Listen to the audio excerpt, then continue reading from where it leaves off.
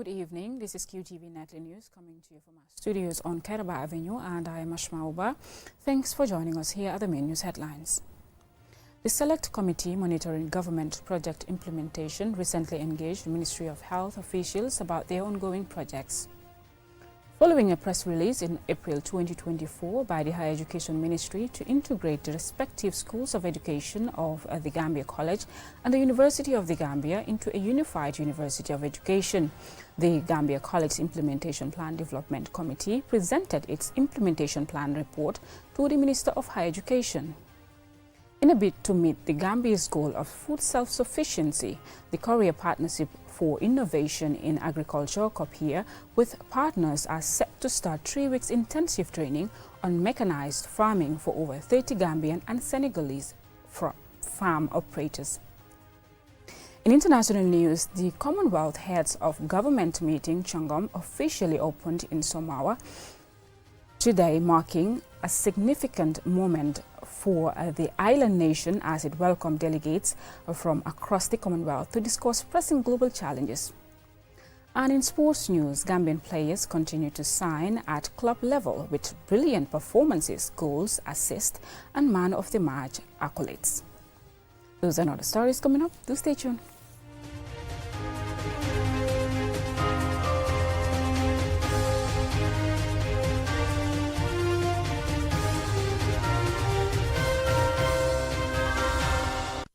Thank you for staying with us. The Select Committee monitoring government project implementation recently engaged the Ministry of Health regarding their ongoing projects. Momodu Gajaga was there and he filed this report. The Ministry of Health provided an update on several ongoing projects, including the National Treatment Center in Farato, as well as the renovations of Edward Francis Small Teaching Hospital, Brikama Hospital, and Buyam Hospital, amongst others. Dr. Momodu Tinyasi, Director of Health Services, and Babanding Sabali, Deputy Permanent Secretary at the Ministry of Health, highlighted key aspects of the ministry's initiatives. 1,500 bed capacity hospital in the country. This project I have mentioned is the first phase of the project, which is a 104 bed capacity, which is the first phase of the project. And in that we have all these facilities that I have already mentioned, a biomedical engineering unit, because we have been procuring a lot of expensive equipment. The ongoing refurbishment and renovation of Edward Francis Small Teaching Hospital and Polyclinic. We plan to build a hospital at Basse and Brikama. The drawings have already been done. And hopefully the tender process will start very soon. After the presentations, Serif Sar, chairman of the Select Committee, and Seni Jawara, the National Assembly member for Lower Salum, posed questions regarding the duration, cost, and timeliness of the projects. They also voiced concerns about the substandard services at Ndemban Clinic. If you go to Ndemban currently, people are suffering. If A&E is ready, why can't you open A&E and continue doing others? Why people from Ndemban are being moved to Banjul? If you go to Ndemban currently, people are lying on the floor. Okay, we went on the amount spent and the amount that we're going to be spent. We compare with the renovations. Because here, before you make any renovations, we expect you make visibility studies. Because it's an old building, right? Now, you have gone through on a renovation, and things we are coming up. The renovations at Edward Francis Small Teaching Hospital have been ongoing for 4 years and are currently experiencing delays, making Ndemban Clinic the only option for certain treatments. Ministry representatives provided explanations for these delays and discussed other challenges they are facing. The problem is when a builder submits a certificate to you to do payment, you rely on Ministry of Finance to give you funds. So you don't have control over what time does the Ministry of Finance give you money. If you look at the country, most of the structures were built so many years ago, and then they all required one or the other to be maintained and then renovated. And again, we want to inject quality into whatever we are doing. The ministry also announced plans for a new hospital in Brikama, which has been delayed due to challenges related to land availability. The Select Committee asked Ministry of Health officials to return at a later date to explain in greater detail how the finances of various projects have been monitored and accounted for. Mamudu Gajaga, QTV News. In a press release in April 2024, the Higher Education Ministry announced a cabinet decision to integrate the respective schools of education of the Gambia College and the University of the Gambia into a unified University of Education. In line with this, the Gambia College Implementation Plan Development Committee presented its implementation plan report to the Minister of Higher Education, Research, Science and Technology on Monday. Here is Lena Igwenyiba. The merging of the respective schools of education is part of the Ministry of Higher Education's transformation agenda. This change aims to tackle pressing challenges in the education sector, including a shortage of qualified teachers and competency gaps, with a focus on producing high-quality educators and professionals prepared to meet the needs of all educational levels in the country. Dr. Aliu Badara Senghor, chairman of the Gambia College Implementation Plan Development Committee, elaborates on several key components of the report.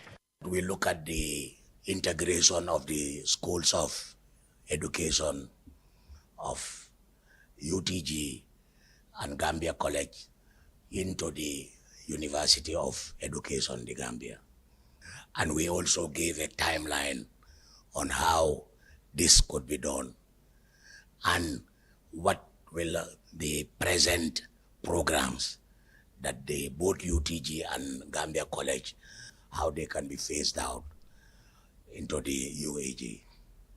Abubakar Jallo, principal of the Gambia College, praised the transformation plan. The new University of Education will not only be for the teachers, but for the entire cadre of education and educational management and practitioners as far as this nation is concerned. Professor Pierre Gomez, Minister of Higher Education, addressed the timeline for implementing the changes and their implications for other higher education institutions in the country. Effective 1st of January, the name Gambia College will cease to exist. 1st of January 2025 will have now the name University of Education, the Gambia. Yes, there will be other programs that needs to follow certain transition. Those programs will allow them to follow that natural transition as per what is envisaged. It means the School of Nursing Gambia College, School of Public Health Gambia College will move to the University of the Gambia, School of Medicine and Allied Health Sciences. It means also the School of Agriculture, Gambia College, will move into the University of the Gambia, School of Agriculture and Environmental Sciences. It means also that UTG will be the only public university tasked to work on medicine and allied health sciences. Everything in one basket. The establishment of the University of Education aims to provide high-quality teacher education programs, ensuring that the Gambia produces world-class educators capable of serving all levels of the education sector, from early childhood development to higher education institutions. Reporting for QTV News, I am Lena Igwenyiba. In a bid to meet the Gambia's goal of food self-sufficiency, the Korea Partnership for Innovation in Agriculture, COPIA, with partners, are set to start 3 weeks intensive training on mechanized farming for over 30 Gambian and Senegalese farm operators. QTV's Usman Jada filed this report from Sapo in the Central River region. Mechanized farming is rapidly changing the sector, with the latest technologies enhancing efficiency and quality, while transforming traditional agriculture into a high-tech industry. The Gambia has embarked on a journey towards food self-sufficiency to meet the increasing nutrition demands of the country's increasing population and to move away from an over-reliance on imported foods, especially the staple foods. To achieve this goal, the government of the Gambia is closely working with the private sector and international partners like the Korea Partnership for Innovation in Agriculture.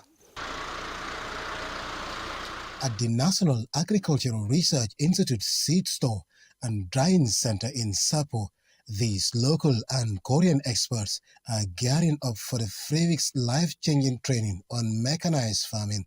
They are busy assembling these high-powered rice cultivation equipment ranging from seeders to combine harvesters. Silas Jame, a technical assistant and a translator for Copia Gambia, is leading the assembly operations. Tomorrow, when we will start the operation, we will not have enough time.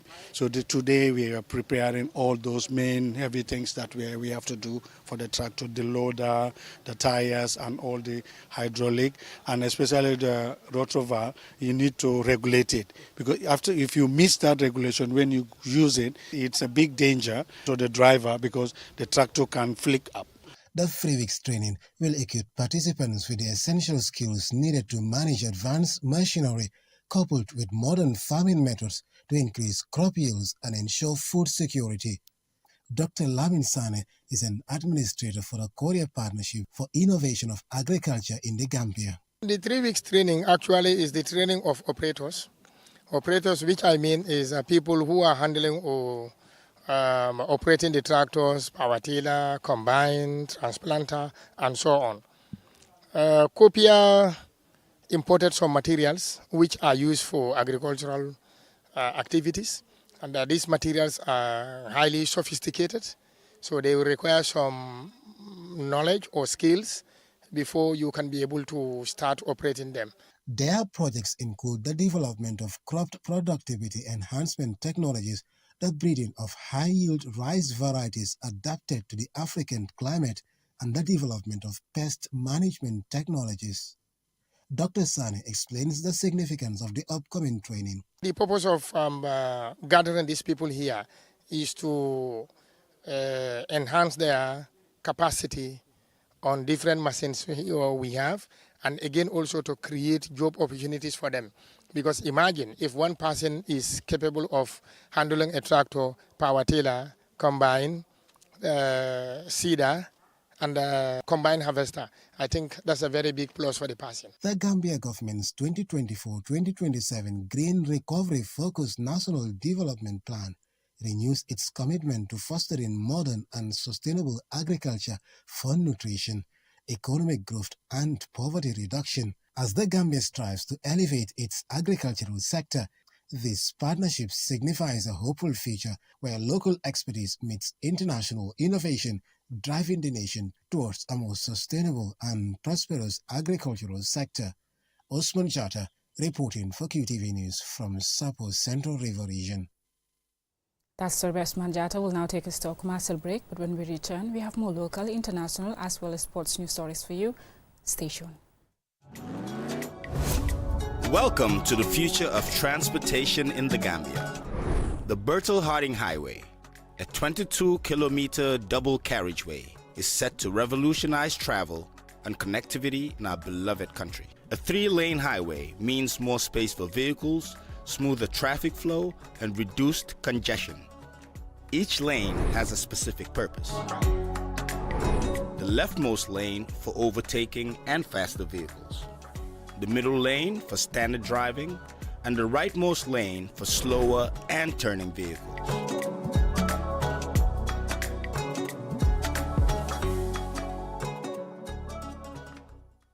Money and Orange Money has just made money transfer easier. Now you can send money from Gambia to Senegal directly from your Q Money wallet. So what are you waiting for? Get your Q Money account now and start sending money to your friends and families through Orange Money in Senegal now.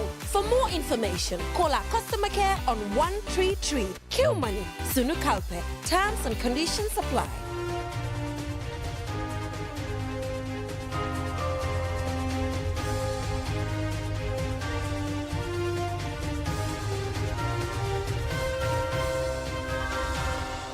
Welcome back. If you're just tuning in, this is QTV News.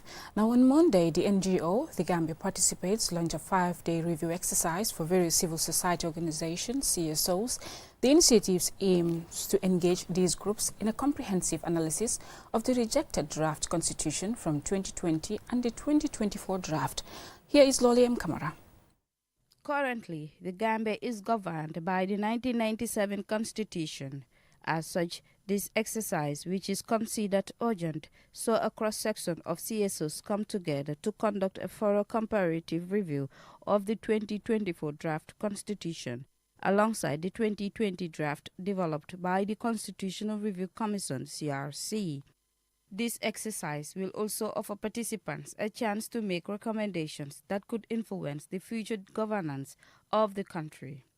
Mar Nyang, the executive director of the Gambia Participates, emphasizes that civil society plays a crucial role in representing a wide range of communities and interests.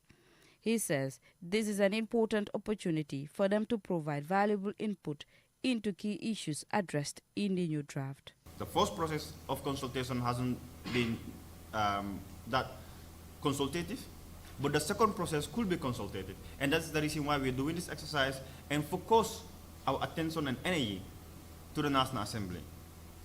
We have been a spectator in the process of constitutional building.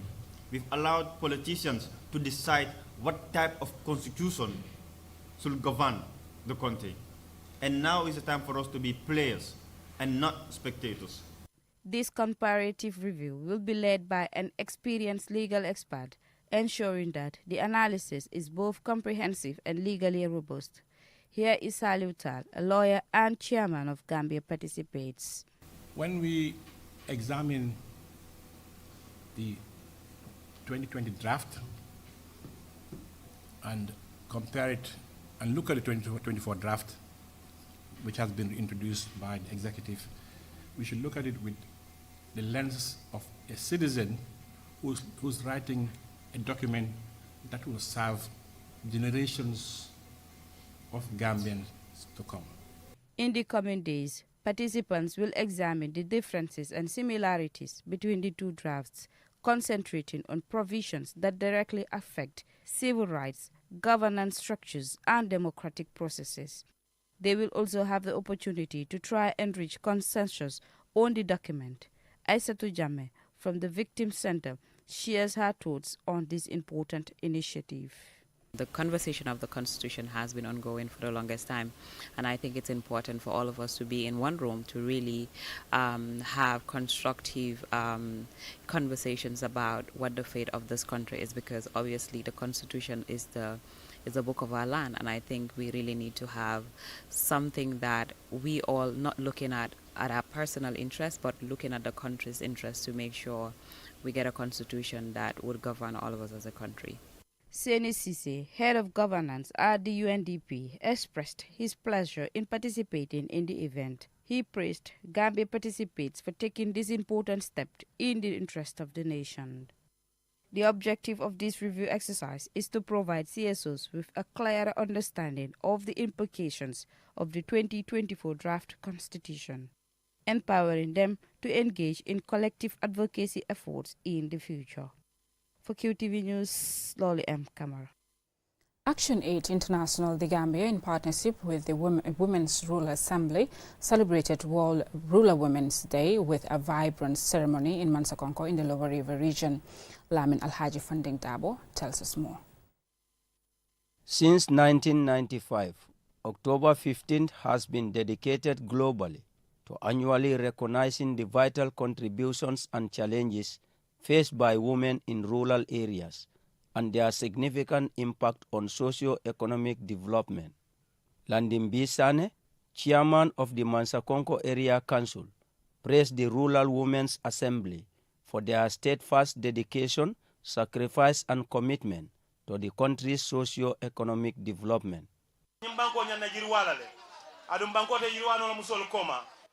This country cannot progress without your involvement, highlighting the crucial role women play in its development. We want you to know that we are here to support you and work alongside you. Whenever you are planning an activity, even late at night, don't hesitate to reach out to us we will be there for you. Small-scale farmers, the majority of whom are women, produce 1/3 of the world's food. However, very few agricultural policies are gender responsive, and even fewer promote the participation of rural women. Binta MLCC is a representative of Action Aid the Gambia. It is important to note that when rural women thrive, entire communities benefit in that food production rises, economies flourish, and the future becomes brighter. Governments, private organizations, and civil society must join hands to ensure the creation of policies that support and uplift rural women, ensure equal access to resources, and eliminate the gender-based discrimination. Women are the backbone of the development and key drivers of agriculture. Therefore, it is befitting to dedicate a special day to honor their strength and resilience, as they truly deserve greater empowerment. Momodu Kamara, Deputy Governor of the Lower River Region, highlighted various government initiatives aimed at empowering women across the country. The government of the day has attached a great importance to women. This is why the government has created a special ministry for women and children. And the government went further to create a women development fund that is to empower women so that they can be self-independent financially. Sekou Isanyang is the Deputy Permanent Secretary at the Ministry of Agriculture. Access to finance and land ownership is a challenge to rural women. The Ministry of Agriculture, Livestock and Food Security, in collaboration with Roots, Giraffe and Gamisal projects, have created window of opportunity for rural women to access funds through the matching grant process. In developing countries, rural women make up about 43% of the agricultural labor force. In the Gambia, the percentage is even higher, with women making up 65% of the agricultural labor force. Therefore, empowering this vital group will significantly contribute to the country's efforts to achieve food security and self-sufficiency. For QTV News, I am Lamin Alaifandindao. Let's now look at international news in a moment.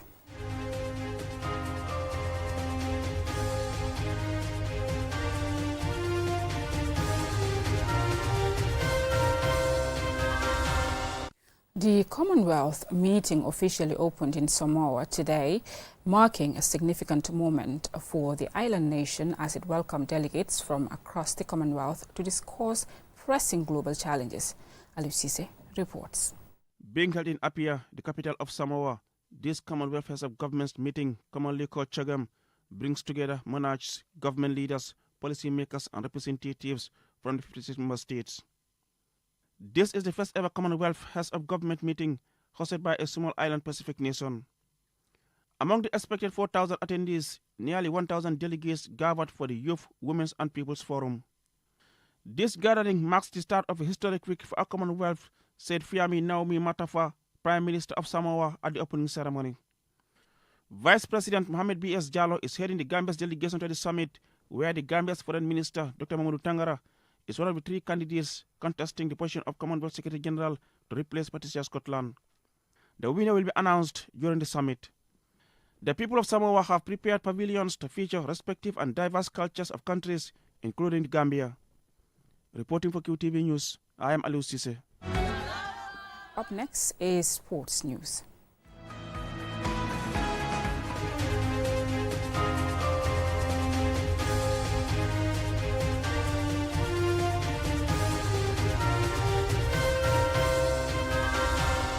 Gambian players continue to sign at club level with brilliant performances, goals, assists and man of the match accolades. Amadou Tamba has a roundup. In Italy's Serie A, Aliou Fadera, 22, provided the assist for Nico Paz to restore parity for Como in their 1-1 draw at home to Parma on Saturday. Fadera started and played 77 minutes. He has 2 goals and 1 assist in 6 games. Musa Barrow scored in the first half an hour to give Al Taoun the lead in their 2-2 draw away to Damak FC. The Scorpions forward, who scored the only goal in Gambia's 1-0 win over Madagascar in the 2025 AFCON qualifiers, was the player of the match with a rating of 8.0. Women's Scorpion centre-back Manyima Stivelmans and Riga FC women's side are champions of the Latvian Women's League. Manyima and her teammates recorded a 2-0 win over Liepājas FS to seal the title. CD Jata, 21, registered his name on the score sheet for Stormgrass in their 5-2 win at home to Grazer AK in the Austrian Bundesliga.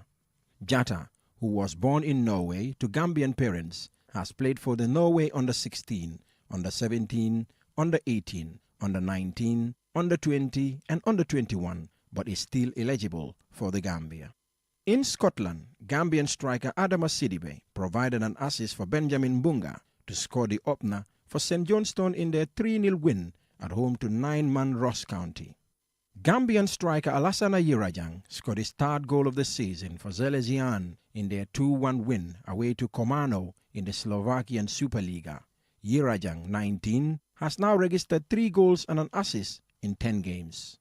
Gambian midfielder Abdoulaye Mane, 20, put up a magnificent performance from Yalbi, scoring his first goal for the club and provided his first assist as they beat Kalmar FF 3-0 away from home in the Swedish Allsvenskan. Mane's signing performance won him the Man of the Match award with a rating of 8.9. For QTV News, Amadou Tamba.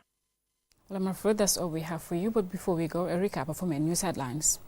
The Select Committee monitoring government projects implementation recently engaged Ministry of Health officials about their ongoing projects. Following a press release in April 2024 by the Higher Education Ministry to integrate the respective schools of education of the Gambia College and the University of the Gambia into a unified University of Education, the Gambia College Implementation Plan Development Committee presented its implementation plan report to the Minister of Higher Education. In a bid to meet the Gambia's goal of food self-sufficiency, the Korea Partnership for Innovation in Agriculture (COPIA) with partners are set to start 3 weeks intensive training on mechanized farming for over 30 Gambian and Senegalese farm operators. In international news, the Commonwealth Heads of Government meeting, CHOGM, officially opened in Samoa today, marking a significant moment for the island nation as it welcomed delegates from across the Commonwealth to discuss pressing global challenges. And in sports news, Gambian players continue to sign at club level with brilliant performances, goals, assists and man of the match accolades. Well, that's all we have for you in this news bulletin. Join us again at 10 p.m. for more news. Thanks for watching.